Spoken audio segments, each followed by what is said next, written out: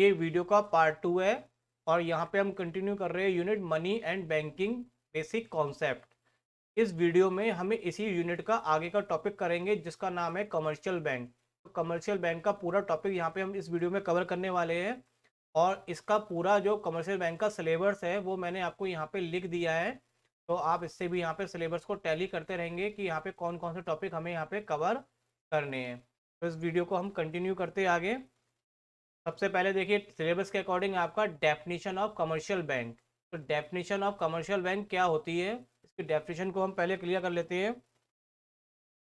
Commercial banks refer to those financial institute which accept deposit from the public from the purpose of lending और investment deposit of consumption and investment. These banks advance loan for the short period. देखिए इस definition को हम कैसे समझते हैं। सबसे पहले आप देखिए कमर्शियल बैंक क्या होते हैं। ये फाइनेंशियल इंस्टीट्यूशन होते हैं। फाइनेंशियल इंस्टीट्यूशन का मतलब जो फाइनेंस करते हैं, इट मीन जो हमें पैसा उधार देते हैं, उनको ही हम कमर्शियल बैंक कहते हैं। वो किस तरह से वर्किंग करते हैं, वो accept deposit from the public, वो पब्लिक से हमसे पैसा डिपॉजिट करवाते हैं। अब पब्लिक जब पैसा डिपॉजिट करती है, इट मीन पब्लिक के अकाउंट होते हैं बैंक में, सेविंग अकाउंट, करंट अकाउंट, कई तरह के अकाउंट्स होते हैं। उसके द्वारा वो बैंक में पैसा जमा करा जाता है।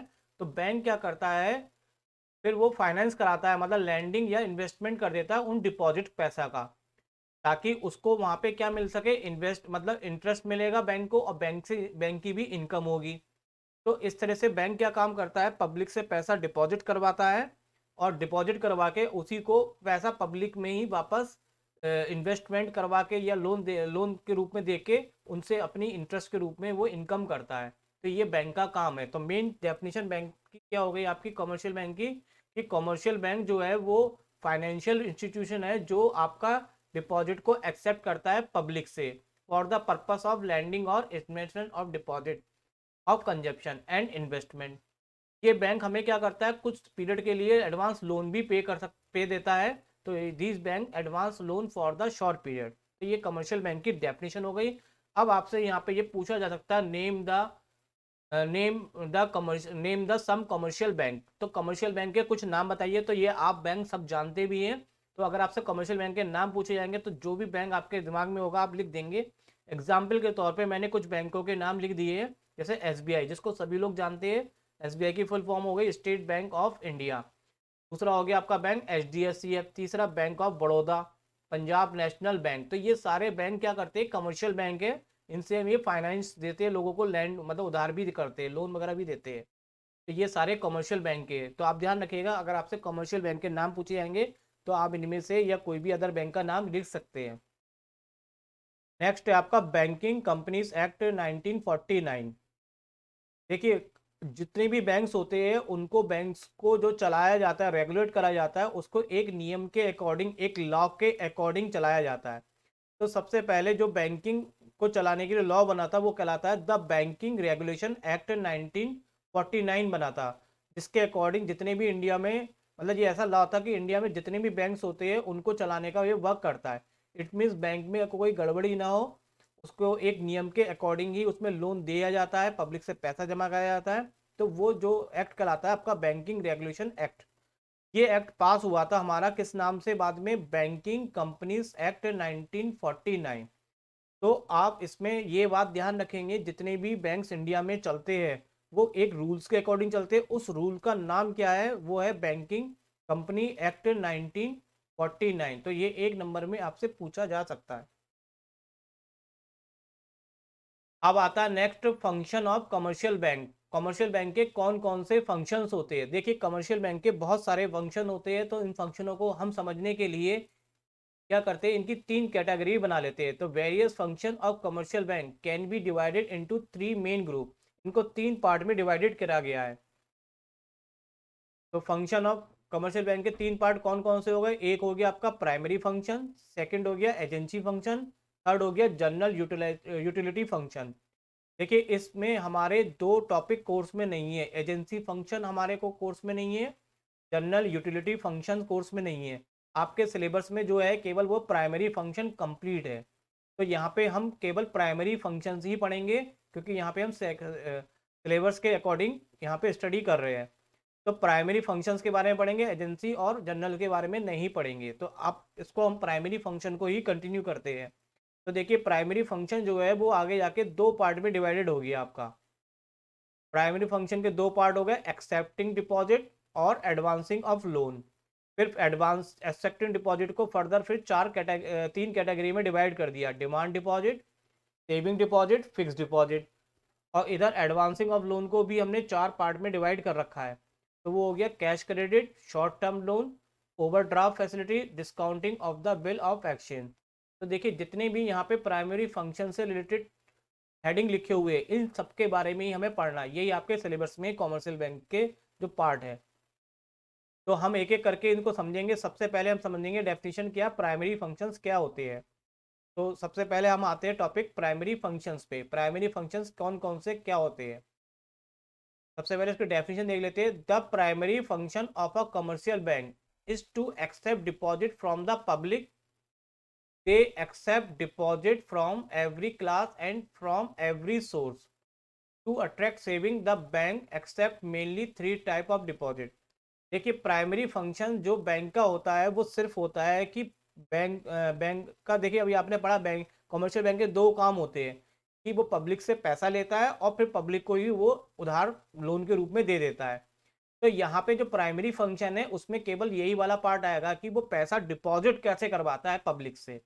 तो पैसा डिपॉजिट करने को ही हम यहाँ पे प्राइमरी फंक्शंस कहेंगे। तो ये देखिए आपका लिखा हुआ भी है, the primary function of commercial bank is to accept deposit.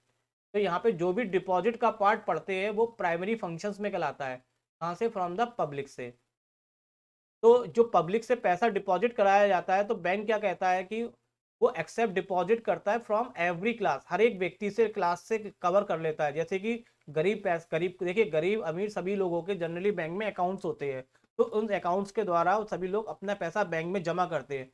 तो बैंक किसी को भी मना नहीं करता है कि भाई हमें किसी क्लास से नहीं लेना, हमें सभी क्लास के अकाउंट खुलवा के हम पैसा डिपॉजिट करा सकते हैं।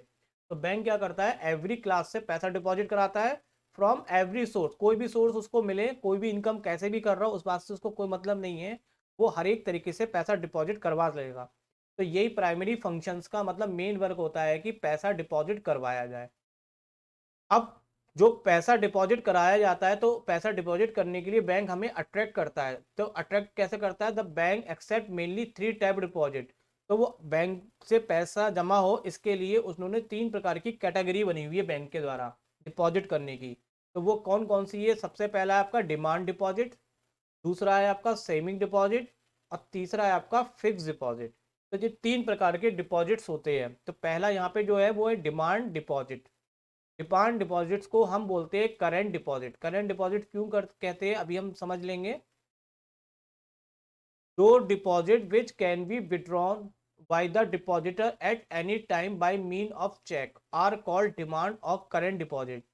देखिए दो तीन प्रकार के अकाउंट्स होते हैं बैंक में, आपने सुना भी होगा, सेविंग अकाउंट, करंट अकाउंट। देखिए करंट अकाउंट एक ऐसा अकाउंट होता है कि करंट अकाउंट बैंक उसी बैंक करंट अकाउंट में क्या होता है कि आप उस अकाउंट के द्वारा एनी टाइम कभी भी आप डिपॉजिट कर सकते हैं पैसा, किसी भी समय डिपॉजिट कर सकते हैं, चाहे चेक के द्वारा करें चाहे डायरेक्ट, कैसे भी आप उसको जमा कर सकते हैं किसी भी टाइम। कोई भी उसके लिए रेस्ट्रिक्शन नहीं होता है कि आपको अब नहीं, अब जमा नहीं करना है। तो इसमें करंट का मतलब होता है कंटिन्यूएशन करना, कभी भी आप जाके पैसा जमा कर देते, इसलिए इसको यहाँ पे करंट अकाउंट या फिर उसको डिपॉजिट करने वाले को करंट डिपॉजिट कहा जाता है। तो ऐसे डिपॉजिट जिसको हम कभी भी कर सकते हैं वो आपका कहलाता है करंट डिपॉजिट या फिर डिमांड डिपॉजिट। और इस वाले अकाउंट में, जो करंट डिपॉजिट वाला अकाउंट होता है, उसमें बैंक हमें कोई इंटरेस्ट नहीं देती है। ये आपको जान के थोड़ा सा सरप्राइज होगा कि आपने सुना होगा कि बैंक में अगर हम पैसा जमा करते हैं तो बैंक हमें पैसा इंटरेस्ट के रूप में देती है, लेकिन जो करंट डिपॉजिट होते हैं उस पर हमें पैसा कोई भी नहीं देती है। इज नॉट पेड सच, बल्कि रेदर होता है क्या है कि जो करंट अकाउंट खुलवाता है अपना करंट डिपॉजिट रखने के लिए, तो डिपॉजिटर को पैसा देना पड़ता है उल्टा बैंक को अपने इसी अकाउंट को चलाने के लिए। क्यों, क्योंकि ये सर्विस इसलिए, मतलब बैंक को इसलिए पैसा देना पड़ता है कि बैंक आपको एक सर्विस देती है कि ये पैसा, इसका लेन देन इस अकाउंट का आप कभी भी कर सकते हैं और कितनी बार भी कर सकते हैं। एक दिन में 5 बार करिए, एक दिन में 10 बार करिए, बैंक को कोई ऑब्जेक्शन नहीं होता है। इसी बात की सर्विस के लिए बैंक आपको पैसे को इंटरेस्ट नहीं देती है, बल्कि आपसे उल्टा क्या करती है, इंटरेस्ट लेती है यहाँ पे इस अकाउंट को खुलवाने के लिए। और ये जो अकाउंट्स होते हैं जनरली कौन लोग खुलवाते हैं, आम व्यक्ति या आम मतलब जो मतलब होते हैं वो नहीं खुलवाते। इनको मेन रूप से जो बड़े बड़े बिजनेसमैन है या इंडस्ट्रियलिस्ट होते हैं वो ही इस अकाउंट को खुलवाते हैं, क्योंकि उनको खुलवाने का मतलब ये है कि बिजनेसमैन को कभी भी पैसे की जरूरत पड़ जाती है तो वो पैसा बैंक से कभी भी निकाल सकता है, और एक दिन में कितनी बार भी निकाले कोई प्रॉब्लम नहीं है। लेकिन जो अदर अकाउंट होते हैं सेविंग अकाउंट, जैसे अभी हम आगे भी पढ़ेंगे, तो उसमें ऐसा परमिशन बैंक नहीं देती है कि आप महीने में 2 या 4 बार ही निकाल सकते हैं, उसको कंटिन्यूशन आप नहीं निकाल सकते। लेकिन इस वाले अकाउंट में आपको कितनी बार भी आप बैंक में पैसा जमा करिए, कितनी बार भी निकालिए, बैंक को कोई ऑब्जेक्शन नहीं है। तो इसलिए यही पर्पस होता है कि जो बिजनेसमैन और इंडस्ट्रियल होते हैं उनके पास कब पैसा आ जाए और कब पैसा एकदम से जरूरत पड़ जाए वो पता नहीं होता, तो उसके लिए इनमें इनके द्वारा करंट अकाउंट खुलवाए जाते हैं। तभी बैंक यहाँ पे इस पे कोई भी इंटरेस्ट हमें नहीं देती है, बल्कि उल्टा कभी भी बैंक को हम तकलीफ ना दे, कुछ भी ना दे, तो उससे हम सर्विस लेते हैं कि वो हमें कंटिन्यूशन विड्रॉ की परमिशन दे और डिपॉजिट। इसके लिए बैंक उल्टा हमसे क्या करती है, इस अकाउंट के लिए डिपॉजिटर्स को मतलब एक इंटरेस्ट भी लेती है वो। Who receive the make large payment, और इससे अब बैंक, अब बिजनेसमैन कितना भी पेमेंट जमा करे बड़े से बड़ा कोई प्रॉब्लम नहीं है। अब देखिए यहाँ पे पूछा जा सकता है कि जो करंट डिपॉजिट या फिर डिमांड डिपॉजिट होते हैं उसके लिए कौन सा अकाउंट खुलवाया जाए। तो the account in which they are deposit are called current account.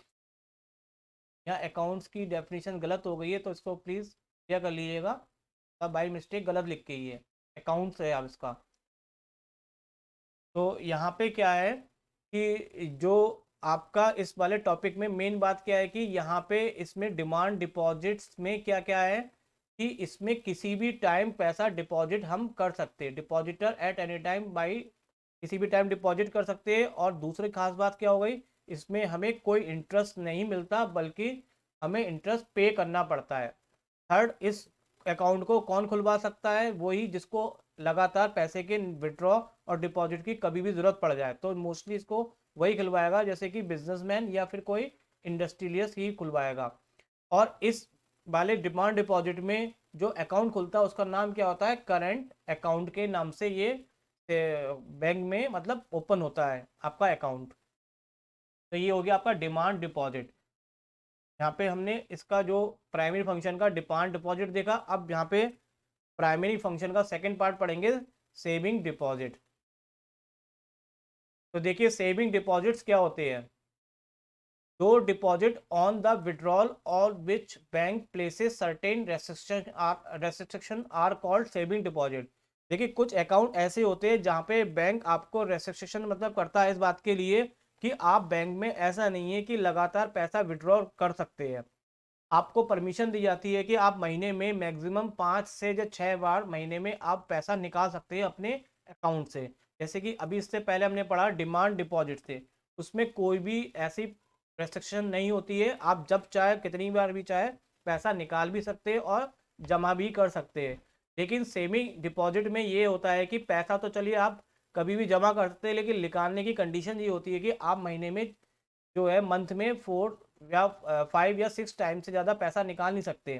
तो ये सर्टेन क्या होती है, रेस्ट्रिक्शन होती है बैंक के द्वारा सेविंग डिपॉजिट्स पे।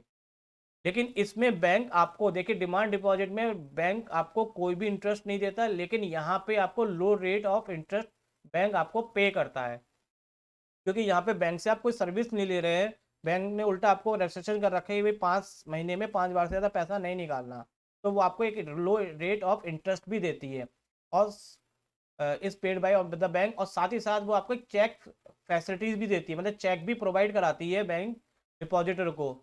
मे allow its saving depositor only 5 cheque a month, जिसके अकॉर्डिंग वो चेक भी कंडीशन होती है कि आप 5 या 6 चेक ही यूज करेंगे मंथ में। The account in which they are deposit are called saving account, जिसमें ये सेविंग डिपॉजिट होता है वो किस अकाउंट में होता है, आपका सेविंग अकाउंट्स में। They are generally held by household, इसको जनरली कौन लोग खुलवाते हैं, हाउस होल्ड यानी कि परिवार के लोग के द्वारा ही ये खुलता है, खुलवाया जाता है generally. Who have surplus money आज फॉर शॉर्ट पीरियड, जिनके पास कुछ सरप्लस मनी, सरप्लस का मतलब कुछ एक्स्ट्रा पैसा, जिसको हम चाहते हैं कि वो पैसा हमारे किसी का भी यूज नहीं हो रहा, तो उसको हम शॉर्ट पीरियड के लिए बैंक में जमा कर देते हैं, जिसके द्वारा बैंक भी उनको कुछ इंटरेस्ट दे देता है।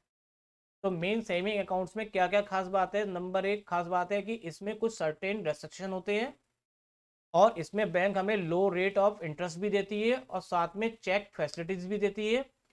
ये बैंक जो सेविंग डिपॉजिट होते हैं वो किस अकाउंट के द्वारा खुला कराए जाते हैं? वो सेविंग अकाउंट्स होता है। और इसमें जो कौन खुलवा सकता है, इसको जानने को कौन खुलवाते हैं? House hold. तो देखिए ये चीज़ मेन है, आपको इन चीज़ों को ध्यान में रखना है। अब आपका आता है थर्ड टाइप का, फिक्स डिपॉजिट। फिक्स डिपॉजिट को शॉर्ट में आप ने सुना भी होगा, फिक्स डिपॉजिट को बोलते हैं एफडी। कहते हैं कि बैंक में हमने बच्चों के नाम एफडी करा रखी है, तो इसी को हम बोलते हैं फिक्स डिपॉजिट। फिक्स डिपॉजिट का मतलब क्या होता है? दो deposit which can be withdraw only after the expiry of certain fix period are called fix deposit. कुछ डिपॉजिट ऐसे होते हैं जिसको हम एक डेट के बाद, एक सर्टेन टाइम के बाद ही उसको हम निकाल सकते हैं। तो जब तक वो डेट कंप्लीट नहीं हो जाती तब तक वो पैसा हम उससे निकाल नहीं सकते, तो इसको हम बोलते हैं फिक्स डिपॉजिट। और इन डिपॉजिट पे हमें बैंक क्या करती है? हाईएस्ट रेट ऑफ इंटरेस्ट भी देती है।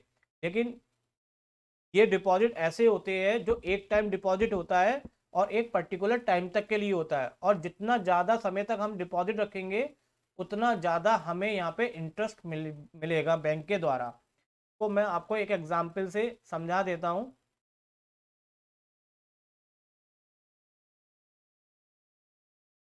देखिए, सपोज कोई एक पर्सन है, ये कोई पर्सन है, इसके पास सपोज यहाँ पे कुछ अमाउंट है फिक्स 50,000, सपोज इसके पास अमाउंट है। अभी ये पैसा इसके किसी काम का नहीं है, तो ये बैंक जाता है और बैंक में कहता है कि मुझे इतना पैसे की एफडी करानी है।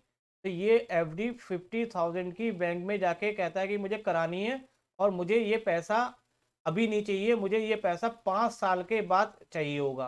तो ये 5 ईयर्स के लिए इसको यहाँ पे क्या कर देगा? ये फिक्स्ड कर देगा। तो यहाँ पे फिक्स का मतलब होता है एक टाइम, इसको बैंक यहाँ पे मांगता है कि भाई कितने टाइम तक पैसा जमा करना है। तो ये 50,000 रुपये जो है इनके पास, 50,000, ये 5 ईयर के लिए बैंक में जमा कर देता है। अब ये बैंक क्या करेगा कि भाई ये कहेगा कि अब आप 5 साल से पहले पैसा नहीं निकाल सकते, क्योंकि आपने 5 ईयर्स की यहाँ पे कंडीशन रख रखी है। तो बैंक क्या करेगा? अब जब 5 साल हो जाएंगे, 5 साल के बाद बैंक क्या देगा? 50,000 वापस करेगा। लेकिन अब 5 ईयर में बैंक ने भी इस पैसे से कुछ इनकम करी होगी, दूसरे लोगों को लोन दिया या फिर कैसे भी इन्वेस्ट करके पैसा कमाया होगा, उस पैसे से कुछ इंटरेस्ट वो यहाँ पे फिर हमें भी पे करेगा।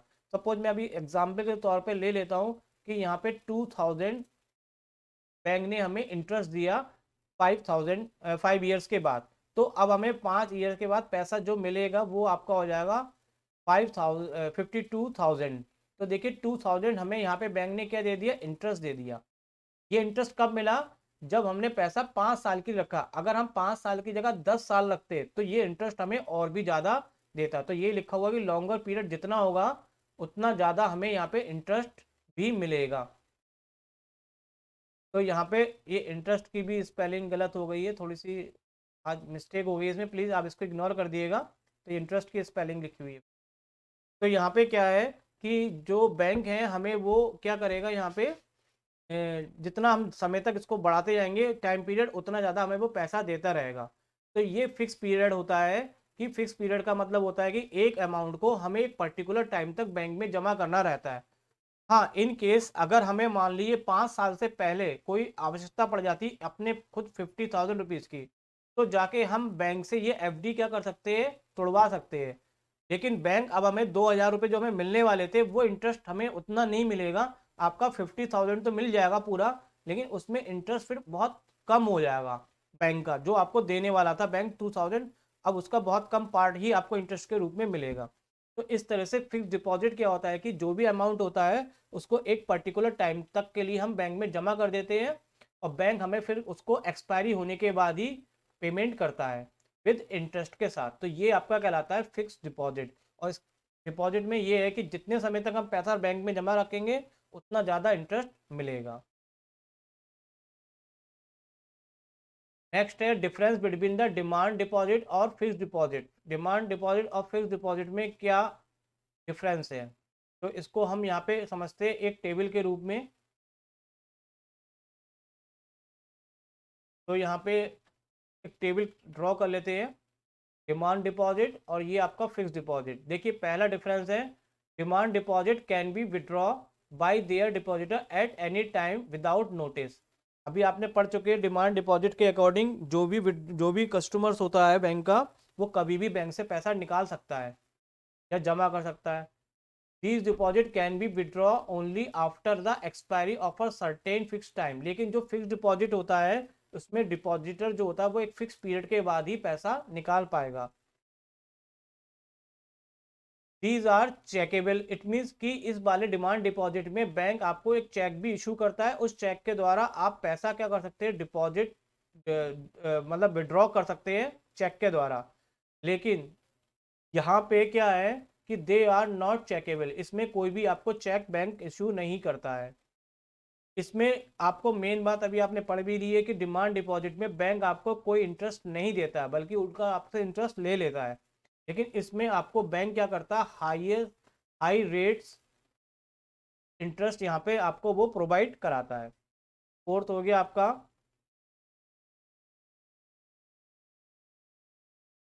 These deposit are constitute a part of money supply. ये मनी सप्लाई का कंस्टिट्यूट पार्ट होता है, जबकि यहाँ पे they fall under the category of near money और लिक्विड असेट्स का पार्ट होता है। तो ये आपके डिफरेंस थे डिमांड डिपॉजिट और फिक्स डिपॉजिट में। एक अदर टाइप का और अकाउंट्स होता है जिसको बोलते हैं रिक्योरिंग और कम्युलेटिव डिपॉजिट, जिसको शॉर्ट में हम बोलते हैं आरडी। तो ये आरडी भी क्या होती है, आपने इसका भी नाम शायद सुना होगा कहीं। These deposit are another type of fixed deposit। ये दूसरा टाइप का फिक्स डिपॉजिट होता है। In recurring deposit account the money is deposit in monthly installment for a fix period of time. इसमें जो पैसा होता है वो एक फिक्स पीरियड के बाद ही फिक्स पीरियड के लिए मतलब एक रेगुलर इंटरवल में जमा करते हैं। इसको भी मैं आपको एक एग्जांपल से बता देता हूँ। सपोज कोई पर्सन है जो बैंक में जाता है, कहता है कि भाई मुझे आरडी खुलवानी है। आरडी का मतलब हो गया रिक्योरिंग डिपॉजिट खुलवाना है। तो वो कहता है कि भाई मैं मंथली 100 रुपीज़ का कंट्रीब्यूट कर सकता हूँ, इसमें जमा कर सकता हूँ। तो वो कहता है बैंक से कि मैं हर महीने आपको 100 रुपीज़ दूंगा और मुझे 100 रुपीज़ की आरडी खुलवानी है, लेकिन उसमें आपको एक फिक्स पीरियड टाइम भी बताना पड़ेगा कितने समय तक। जैसे वो कहता है कि मैं 5 ईयर तक आपको 100 रुपीज़ मतलब यहाँ पे डिपॉजिट करूँगा मंथली। तो देखिए मंथ में वो 100 रुपीज़ अगर डिपॉजिट कर रहा है तो ईयर में उसने कितने डिपॉजिट करे, एक महीने में 100 दिए तो 12 महीने में उसने कितने दिए, 1200 रुपीज़ उसने मतलब एक साल में जमा करे। तो इस तरह से वो 5 ईयर तक आपको जमा करेगा। तो 5 ईयर तक जब जमा करेगा तो एक साल में इतने होंगे, तो 5 में कितने होंगे आपके, तो ये इससे मल्टीप्लाई कर देते, 12×5 = 60। तो कुल मिला के 6000 रुपीज़ उसने बैंक में जमा करे 5 साल तक। कैसे करे, एक रेगुलर एक मतलब एक इंस्टॉलमेंट ली उन्होंने मंथली, मंथली इंस्टॉलमेंट लेके उसने 100 रुपये जमा करे 5 साल तक, तो उसके कितने डिपॉजिट हो गए, 6000। अब बैंक उसको 5 साल के बाद जब पैसा देगा तो वो 6000 नहीं देगा, बल्कि कुछ उसको इंटरेस्ट भी देगा। सपोज इस पर उसने 500 रुपीज़ इंटरेस्ट दे दिए, तो बैंक के द्वारा जो पैसा पे होगा वो होगा 6500। यहाँ पे 500 इसका एक इंटरेस्ट है जो कि मैंने एक रफली तौर पे कंसिडर कर रखा है। तो यहाँ पे ये रिकरिंग जो है वो क्या होता है कि आप छोटी छोटी सेविंग से आपका पैसा देखिए 100 रुपीज़ जोड़ जोड़ के आपका पैसा बन गया 6500 इन 5 ईयर्स में। तो आपको ये रिकरिंग अकाउंट की जो आरडी होती है ये परमिशन देता है कि आप धीरे धीरे पैसा करके उसमें जमा करते रहिए, लेकिन इसमें विड्रॉ नहीं कर सकते आप पैसा बीच में। 5 साल के बाद ही इससे पैसा निकलेगा, उससे पहले पैसा नहीं निकलेगा आपका। तो ये होता आपका आरडी अकाउंट्स, जो कि अदर अकाउंट से थोड़ा सा डिफरेंट होते हैं। अब यहाँ पे जो है इसमें रेट ऑफ इंटरेस्ट जो होती है इसमें डिपॉजिट की वो nearly same on the fix deposit. जितना रेट आपका फिक्स डिपॉजिट में होता है उसी के अराउंड लगभग इसका भी इंटरेस्ट उसमें होता है इतना। Difference between the recurring and fixed deposit, recurring और फिक्स्ड डिपॉजिट में क्या डिफरेंस होता है? Recurring deposit are the accept by the bank at a regular interval. जो रिक्योरिंग डिपॉजिट होता है उसमें बैंक डिपॉजिट जो करवाता है पैसा वो एक रेगुलर इंटरवल के बाद, जैसे कि अभी आपने ऊपर पढ़ा मंथली इंस्टॉलमेंट के रूप में 100 रुपीज़ हम जमा कर रहे थे। जबकि फिक्स डिपॉजिट में पैसा जो होता है केवल एक ही पार्ट जमा करते हैं और वो भी एक पर्टिकुलर टाइम तक, तो उसमें पैसा रेगुलर जमा करना पड़ता रहता है, जबकि इसमें एक ही बार आपका पैसा जमा होता है। तो ये आपका डिफरेंस है रिक्योरिंग और फिक्स डिपॉजिट में। Why do people deposit their money with the commercial bank, पैसा लोग अपना बैंक में जमा क्यों करते हैं, क्या रीज़न है? तो द फॉलोइंग रीजन्स। नंबर एक, to keep their surplus money safe, जो पैसा हमारे पास एक्स्ट्रा होता है जिसकी हमें ज़रूरत नहीं होती है, उसको कोई चोर चुरा ना ले, कुछ ना कर ले, तो उसके लिए जाके हमसे बैंक से बड़ा कोई सेफ पार्ट नहीं है, तो वहाँ पे हम सेफ्टी के पर्पज़ से भी जमा कर देते हैं। दूसरा, money can be withdraw eight any time, money को हम कभी भी निकाल सकते हैं। तीसरा, टू अर्न इंटरेस्ट, जो पैसा हम जमा करते हैं उस पे अकॉर्डिंग हमें बैंक भी इंटरेस्ट देती है मनी पे, तो इसलिए हम बैंक में पैसा जाके कर लेते हैं जमा। अब आता है एडवांसिंग ऑफ लोन। ये देखिए अभी हम क्या कर रहे थे, मैं आपको एक बार फिर से कोर्स पे थोड़ा सा पीछे लेके चलते हैं हम।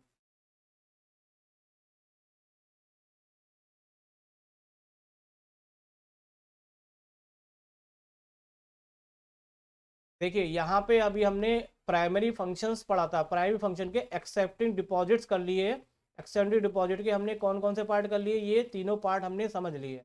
अब यहाँ पे हम कवर करेंगे एडवांसिंग ऑफ लोन। तो देखिए एडवांसिंग ऑफ लोन के लिए थोड़ा सा मैं वीडियो को फॉरवर्ड कर देता हूँ ताकि आपका ये यहाँ पे एडवांसिंग ऑफ लोन तक हम पहुँच जाए।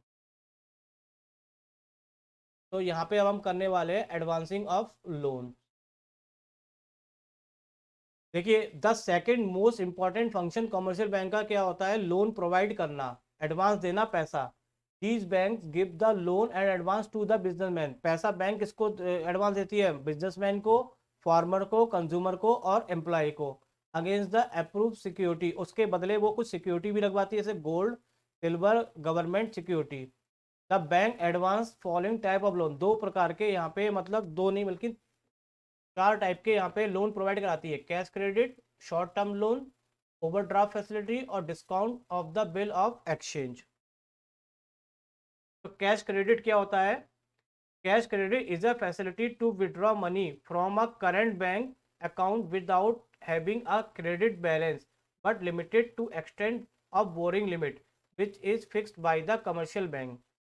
देखिए क्रेडिट, कैश क्रेडिट क्या होता है? कैश क्रेडिट बैंक के द्वारा दी गई एक ऐसी फैसिलिटी होती है कि अगर हमारे अकाउंट में कोई मान लो इतना पैसा जमा नहीं है, फिर भी उससे ज़्यादा जमा पैसे से वो आपको परमिशन दे देता है पैसे ले निकालने की। इट मीन्स कि आपके पास मान लीजिए कि आपके अकाउंट में 10,000 रुपीज़ है, तो बैंक आपको ऐसा नहीं कहेगा कि आपको 10,000 निकालनी है, तो आपके पास बैंक में अगर 10,000 रुपीज़ जमा है तो आपको हो सकता है वो 20,000 तक की परमिशन दे दे कि आप चलिए 20,000 तक पैसा बैंक से निकाल सकते हैं। इसका मतलब आपके में जमा कितना था, 10,000, तो 10,000 से पैसा ज़्यादा निकाल नहीं सकते, लेकिन आपको वो उसने परमिशन दे दी कैश क्रेडिट कराने के लिए, कितना, 10,000 एक्स्ट्रा, तो ये आपका कहलाएगा cash credit. Interest is charge only on the amount actually withdraw, लेकिन उस पर वो कुछ इंटरेस्ट भी लेगा जो आपको 10,000 का उन्होंने एक्स्ट्रा लिया था। एग्जाम्पल के तौर पे जैसे यहाँ पे हम समझते हैं कि कोई कंपनी है एक्स वाई जेड के नाम से, एक प्राइवेट लिमिटेड फर्नीचर कंपनी है जो फर्नीचर बनाती है, उनको ऐसा लगता है कि उनका जो कुछ वर्क है बढ़ गया है तो उनके लिए पैसे की ज़रूरत है, अपने प्रोडक्शन के लिए पैसे की ज़रूरत है, तो वो क्या करते हैं, बैंक जाते हैं और बैंक से कहते हैं भाई हमें कैश क्रेडिट फैसिलिटी दे दी है। तो कैश क्रेडिट फैसिलिटीज़ जो है वो हर एक को नहीं दी जाती है। बैंक क्या करेगा, उनके जो drawing power of company, it means जो उनके पिछले के रिकॉर्ड होंगे 2 4 5 साल के रिकॉर्ड को वो कंपनी, वो बैंक क्या करेगी, उसको देखेगी, हाँ भाई इनका मार्केट में क्या टर्नओवर रहता है। अगर इनका टर्नओवर अच्छा रहता है तो उनको लगता है कि बैंक इनको आगे जाके लोन, मतलब कुछ पैसा एडवांस दे सकती है, तो वो बैंक उसको अगर सेटिस्फाई हो जाता है तो वो उनको क्रेडिट कराने, क्रेडिट कैश की परमिशन दे देती है। तो इस हिसाब से कैश क्रेडिट जो होता है हर एक को नहीं मिलता है, केवल आपके पिछले रिकॉर्ड को देखते हुए आपको मिलता है कि बैंक आपको एडवांस पैसा दे या ना दे। ये आपका हो गया कैश क्रेडिट। नेक्स्ट टॉपिक आता है short term loans. Short terms loans क्या होते हैं आपके? Under it loan of a fixed amount are section, the section amount is credit in the debtors account, bank charge on the whole amount from the day it was section.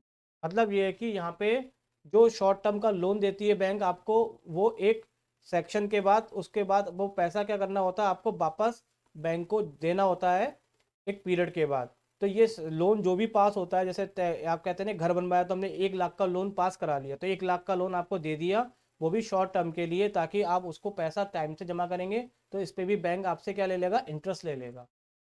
Next आता है overdraft facility. Overdraft facility क्या होती है? It is an advance given by allowing a customer keeping current account to overdraft his current account up to the an agree limit. इसको देखिए, overdraft facilities को मैं आपको एक एग्जांपल समझाता हूँ। सपोज एक पर्सन है जिसके पास 2 लाख है, 2 लाख रुपीज है लाइंग इन करंट अकाउंट, उसके करंट अकाउंट में। If the bank allow issues a cheque, उसको वो चेक इशू कर देती है कि भाई चलो हम आपके में 2 लाख पड़े हुए हैं, कोई बात नहीं, हम आपको 3 लाख तक के चेक दे देते हैं। तो वो चेक जो होते हैं वो आपके क्या कहलाते हैं? ओवरड्राफ्ट आपके कहलाते हैं। यानी कि आपकी जो 2 लाख की आपके पास खुद का पैसा था, बैंक ने आपको 1 लाख का चेक और इशू करा दिया, तो ये आपकी कहलाएगी ओवरड्राफ्ट फैसिलिटीज। नेक्स्ट आता है discounting of the bill of exchange. अब bill of exchange is a discount acknowledging an amount of money owed in a consideration of good received. It is a paper signed by the debtor and the creditor for a fixed amount of paper payable at a fixed date. देखिए, इसको हम समझने के लिए सबसे पहले एक example ले लेते हैं, तो उससे आपको अच्छे से समझ में आ जाएगा। सपोज हमारे पास एक कोई पर्सन है ए, वो कुछ ये बिजी नहीं है, सॉरी ये बाई है, एक हो गई थोड़ी स्पेलिंग में, थोड़ा जल्दीबाजी में वीडियो बनी है। तो ए जो है वो कुछ सामान जो है वो खरीदता है किससे? बी से, लेकिन ही मे नॉट पे, लेकिन वो उसको दे नहीं पाता बी को पैसा तुरंत, तो बी को जरूरत है तुरंत पैसे की। तो बी क्या करेगा? एक बिल बनवाता है, एक्सचेंज सेटिंग। वो कहता है कि चलो कोई बात नहीं, तुम्हारे पास पैसा नहीं है, हम तुम्हें एक ऐसा बिल बना के देते हैं जिसमें आपको ये मेंशन करना पड़ेगा कि अमाउंट ऑफ मनी जो भी आपको बची हुई है वो एक टाइम के बाद आपको लौटानी पड़ेगी। तो ए उससे क्या हो जाता है भाई? एक एग्री हो जाता है। तो एग्री होने के बाद क्या होता है कि वो बी जो है वो, जो उसने एग्री कमेंट कराया था कि जैसे मान लो, मैं इसको मान के चलूँ कि कोई कीमत, कोई प्रोडक्ट है आपका 10,000 का है प्रोडक्ट, तो अभी ए ने उसको 2,000 पे कर दिया, तो अभी 8,000 और पे करना है। तो 8,000 का उसने ए से एक एग्रीमेंट करा लिया एक पेपर पे कि भाई आप 8,000 रुपीज़ आप 1 साल में जमा कर देंगे, तो ये कहता ठीक कर देंगे। तो उसको पेपर में कराने के बाद जो एक बिल इशू हो जाता है, तो वो बी जो है सबसे पहले वो बैंक जाता है उस बिल को लेकर जिसको इशू कराया था ए के द्वारा डिस्काउंटिंग कराने के लिए। तो बैंक उसको देखता है कि भाई हाँ सही है, चलो ये ठीक है, इसका काम हो जाना चाहिए। तो बी उसको, तो वहां पे बैंक क्या कर देती है? वो पैसा तुरंत हाथ के हाथ दे देती है उस बिल के अगेंस्ट जो ए को देना था। तो इस तरह से ये बिल ऑफ एक्सचेंज हो जाता है जिसके द्वारा बैंक उसको डिस्काउंटिंग दे देती है। तो इसका मतलब ये है कि किसी भी बिल पे वो आपको पैसा नहीं देगी, बल्कि वो एक पर्टिकुलर जब वेरीफाई हो जाता है कि हाँ ये भाई बंदा जेन्युइन है, चलो ये हमारा पैसा लौटा देगा बैंक का, तो इसलिए वो एक बिल के रूप में पैसे को भी उधार दे देती है। तो ये आपका कहलाता है discounting of the bill of exchange. अब अगला आता है लास्ट टॉपिक शायद है ये वीडियो का, इंपॉर्टेंस और advantage of having bank account. क्या क्या है बैंक अकाउंट के एडवांस मतलब एडवांटेज होते हैं या इंपॉर्टेंस होती है? तो बहुत सारे एडवांटेज होते हैं, लेकिन हम मेन मेन पढ़ लेते हैं। User with small saving amount earn interest on their saving. Bank account अगर हमारा होगा तो हम स्मॉल सेविंग पे भी पैसा कमा लेंगे इंटरेस्ट के तौर पे, एक फायदा। दूसरा, bank account are safe to keep money, also withdraw the amount at the time of requirement. Bank से पैसा भी सेफ रहता है और साथ में हम कभी भी पैसा विड्रॉ कर सकते हैं जैसे हमारी रिक्वायरमेंट होगी। Bank transaction like issuing cheque, bank जब हमारा अकाउंट होता है तो चेक मिलता है, चेक से हम कोई भी सामान खरीद सकते हैं जिसको कहीं भी ले जाना बहुत आसान होता है, कैश ले जाना आसान नहीं होता है।